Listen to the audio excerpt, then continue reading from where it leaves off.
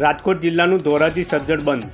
Supreme કોર્ટે SC/ST OBC સમાજની અનામતને લઈ આપેલ ચુકાદાને લઈને ધોરાજી બંધ. ધોરાજીમાં વેપારીઓએ બંધ પાડીને સમર્થન આપ્યું.